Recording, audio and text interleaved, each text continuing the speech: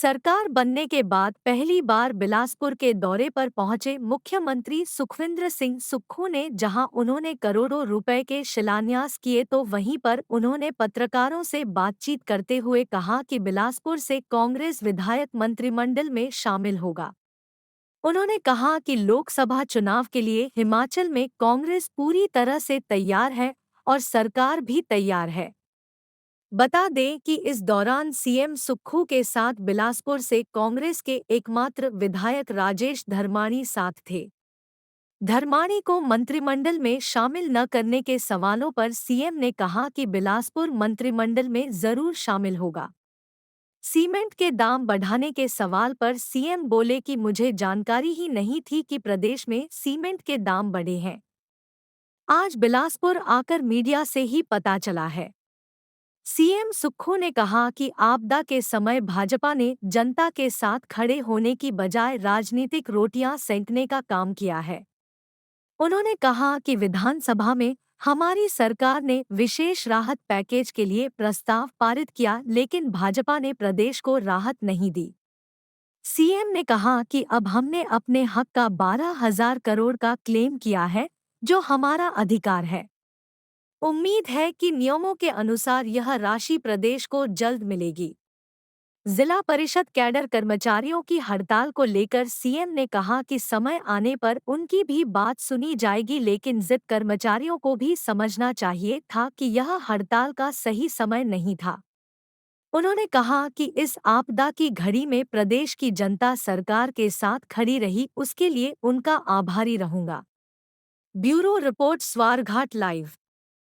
को नहीं देंगे सर प्रदेश में सीमेंट के दाम अब इस बारे में मुझे आपने सर जानकारी अगले साल चुनाव होने जा रहे हैं सर, कांग्रेस कितनी तैयार है हिमाचल प्रदेश में? सर हिमाचल प्रदेश में सरकार भी तैयार है, कांग्रेस भी तैयार है। बहुत बहुत धन्यवाद।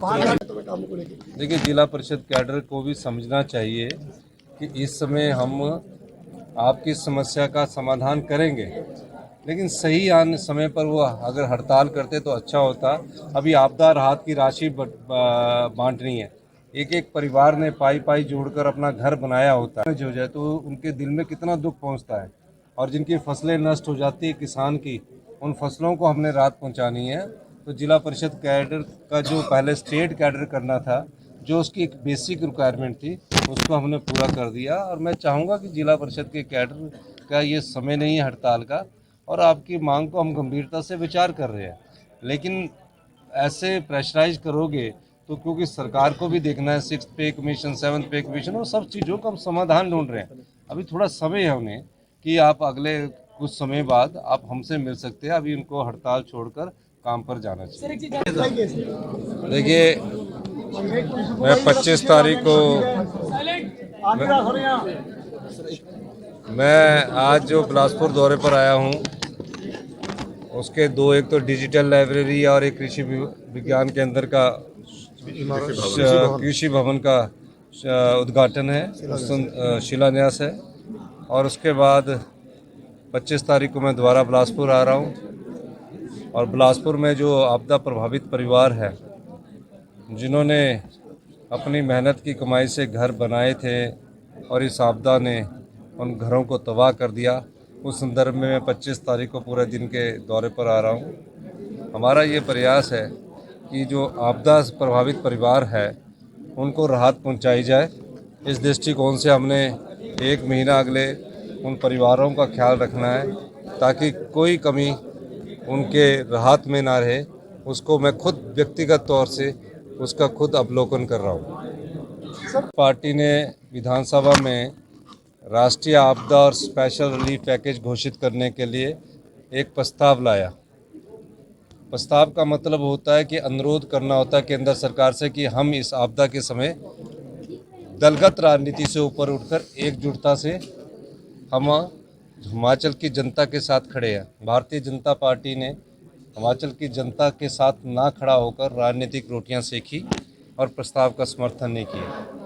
ना हमें राष्ट्रीय आपदा घोषित किया गया, और ना ही कोई स्पेशल रिलीफ पैकेज की अब हमें आशा है। लेकिन जो हमने क्लेम किया है 12,000 करोड़, जो कि हमारा अधिकार बनता है, जिसका बजट में प्रोविज़न है, उस क्लेम की हम उम्मीद कर रहे हैं कि हमें जल्दी 12,000 करोड़ में से अगर हमें जल्दी ही क्लेम का जो उनकी नियमों के अनुसार होता है, यानी कि कहीं भी राज्य में आपदा आ जाए उसमें नुकसान का एक क्लेम का केंद्र सरकार का एक मैनुअल बना होता है, उसके अनुसार हमारा क्लेम जो बनता है वो हम चाह रहे हैं। अगर वो स्पेशल रिलीफ पैकेज घोषित कर देते तो हिमाचल की आर्थिकी जो तंगी के दौर से गुजर रहा है उससे हम आपदा राहत परिवारों को और भी राहत पहुंचाते हैं। लेकिन इस संकट की घड़ी में खासकर मैं हिमाचल के लोगों का, प्यारे बच्चों का, पेंशनर्स का, सरकारी कर्मचारी अधिकारियों का बहुत बहुत धन्यवाद करना चाहूँगा, राजनीतिक के जगत के लोगों का, कि आपदा की राहत की इस समय में सारे लोग कंधे से कंधा मिलाकर हिमाचल की जनता सरकार के साथ खड़ी है। उसके लिए मैं हमेशा उनका ऋणी रहूँगा।